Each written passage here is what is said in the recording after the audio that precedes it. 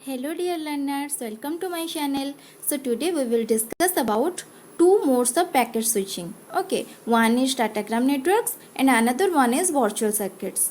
तो already हमने circuit switching end packet switching के बारे में डिस्कस किए हुए हैं प्रीवियस वीडियोस में, आप उन वीडियोस को भी चेक कर सकते हो. ओके, तो यहाँ पे हम datagram networks and virtual circuits के बीच में सारे डिफरेंसेस को देखेंगे और कंपैरिजन के बेसिस पे डिस्कशन करेंगे, जिसके थ्रू कि आपको इजी होगा समझने के लिए. ओके, तो लेट्स स्टार्ट इट.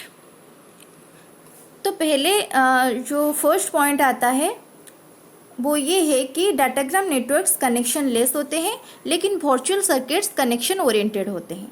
ओके, तो डाटाग्राम नेटवर्क्स में क्या होता है ना, पैकेट्स डिफरेंट डायरेक्शन में जाकर रिसीवर के पास पहुंचते हैं. वहाँ पे कोई भी मतलब डेडिकेटेड पाथ नहीं होता है, वहाँ पे कोई भी कनेक्शन एस्टेब्लिशमेंट का फेज नहीं होता है. लेकिन वर्चुअल सर्किट्स में क्या होता है ना, एक डेडिकेटेड पाथ पहले बन जाता है जो कि फास्ट पैकेट होगा, जो ग्लोबल पैकेट होगा वो एक डेडिकेटेड पाथ बना देगा जिसके थ्रू अदर पैकेट्स ट्रांसमिट होंगे. ओके, इसलिए इसको हम कनेक्शन ओरिएंटेड कहते हैं. लेकिन डाटाग्राम में सारे, जैसे कि आप यहाँ पे डायग्राम पे देख सकते हैं, सारे पैकेट्स डिफरेंट डायरेक्शन में जा रहे हैं. यहाँ पे कोई भी कनेक्शन एस्टैब्लिशमेंट का फेज नहीं होता है. इसी वजह से ही यहाँ पे कोई भी फिक्स्ड पाथ नहीं होता है, ये सारे डिफरेंट पाथ्स में जाते हैं. लेकिन वर्चुअल सर्किट में एक फिक्स्ड पाथ होता है जिसके थ्रू के सारे डाटा ट्रांसमिट होते हैं. Okay, and the next point is in datagram networks resources are not reserved but in virtual circuits resources are reserved.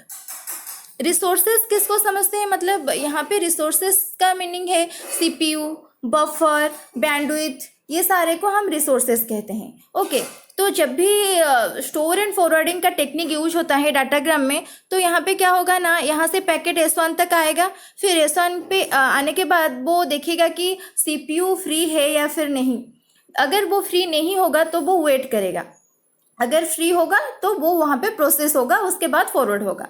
Okay, तो इसी वजह से यहाँ पे कोई भी रिजर्वेशन पहले से नहीं होता है, ऑन डिमांड यहाँ पे उसको मिलता है रिसोर्सेस. ओके, लेकिन वर्चुअल सर्किट में क्या होता है ना, यहाँ पे पहले से ही एक डेडिकेटेड पाथ एस्टैब्लिश हो जाता है जिसके थ्रू सारे रिसोर्सेस ऑलरेडी रिजर्व्ड होके रह जाते हैं, जिसके थ्रू ऑल पैकेट्स ट्रांसमिट होते हैं. ओके, तो इसी वजह से यहाँ पे रिसोर्सेस रिजर्व्ड होके रहते हैं. तो यहाँ पे हम एक एग्जांपल लेते हैं, जैसे कि मान लीजिए आपको कल बॉस में जाना है और आपने आज से ही टिकट बुक करवा दिया, रिजर्वेशन करवा दिया. तो क्या होगा ना, आप अगर कल मतलब बस में जाकर नहीं भी जाते हो, उस बस में आपके लिए एक सीट ऑलरेडी वहाँ पे रिजर्व होके होगा, तो उस सिचुएशन को हम वर्चुअल सर्किट कहेंगे. लेकिन डाटाग्राम किस सिचुएशन को कहेंगे, आपने कुछ भी रिजर्वेशन नहीं किया, डायरेक्टली आप कल बस में उठ जाते हो, अगर सीट मिले तो बैठ जाते हो, सीट नहीं मिले तो आप वेट करते हो.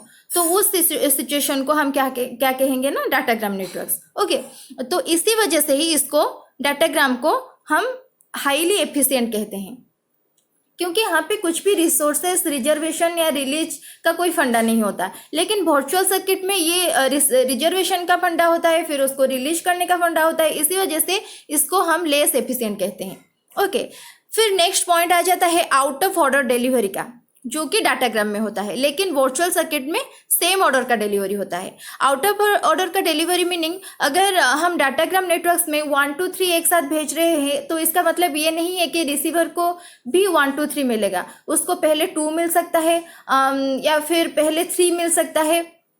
तो यहाँ पे सीक्वेंस नंबरिंग का जरूरत पड़ता है, या फिर हम कह सकते हैं कि हेडर का जरूरत पड़ता है. लेकिन वर्चुअल सर्किट में क्या होगा ना, वहाँ पे एक ही पैकेट पहले जो जाएगा उसके पास हेडर होगा, लेकिन उसके बाद जो पैकेट्स जाएंगे ऑलरेडी वो एस्टेब्लिश्ड जो पाथ हो चुका होगा उसी पाथ के थ्रू जाएंगे. तो यहाँ पे सारे ही पैकेट्स वही एक ही मतलब चैनल के थ्रू जाएंगे जो कि ऑलरेडी डेडिकेटेड है. तो यहाँ पे सेम ऑर्डर का ट्रांसमिशन होता है. ओके, जैसे कि आप नेक्स्ट पॉइंट देख लीजिए, हाई ओवरहेड मीन्स यहाँ पे ना हम जितने पैकेट्स को भेजेंगे सारे पैकेट्स के साथ हमको हेडर भेजना पड़ेगा। हेडर में क्या होगा ना, सोर्स का एड्रेस होगा, डेस्टिनेशन का एड्रेस होगा।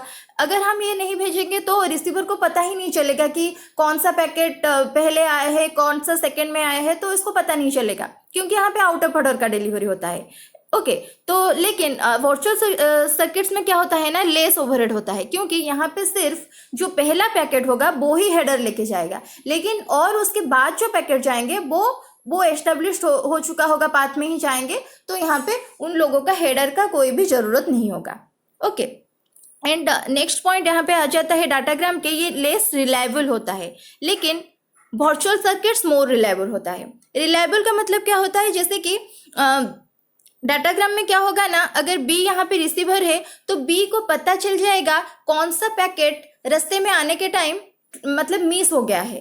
लेस रिलायबल क्यों होंगे ना, यहाँ पे एक फिक्स्ड पाथ नहीं होता है जिसकी वजह से डिफरेंट डायरेक्शन में डाटा जाते हैं, तो कहीं पे भी कुछ भी मिस हो सकता है, इसीलिए ये वर्चुअल सर्किट से लेस रिलायबल है। ये रिलायबल है लेकिन वर्चुअल सर्किट के कंपैरिजन पे ये लेस रिलायबल होता है, क्योंकि वर्चुअल सर्किट में क्या होता है ना, सारे पैकेट्स एक ही रास्ते पे जाते हैं, तो वहाँ पे अगर कुछ मिस भी हो भी जाता है ना, उसको वो मतलब रिसीवर पहचान सकता है बहुत इजीली।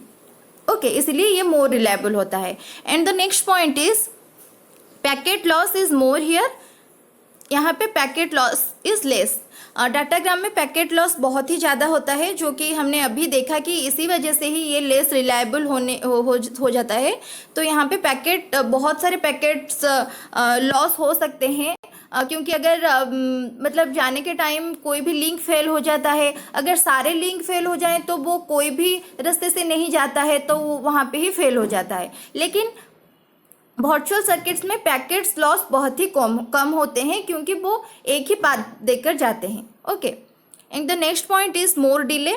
जैसे कि हमने अभी एग्जाम्पल लिया था, उस एग्जाम्पल में अगर हम देखें तो अगर आप बस में जाते हो और आपको सीट नहीं मिलता है तो आपको वेट करना पड़ेगा। तो उसी तरह ही अगर एक पैकेट जाता है और उसको मतलब रिसोर्सेस नहीं मिलता है तो उसको वेट करना पड़ेगा, और वेट करने के बाद भी उसको फिर से स्टोर होना पड़ेगा, फिर प्रोसेस होना पड़ेगा, फिर उसको फॉरवर्ड होना पड़ेगा, तो वहाँ पे बहुत मतलब टाइम लग जाता है। इसी वजह से ये यहाँ पे डिले ज़्यादा हो जाता है। लेकिन वर्चुअल सर्किट्स में डिले कम होता है क्योंकि ऑलरेडी हमने रिजर्व किए हुए होते हैं। तो अगर आप बस में मतलब कल से ही रिजर्व किए हुए हो, तो आज आप बस में जा रहे हो तो आपके लिए सीट ऑलरेडी होगा वहाँ पे।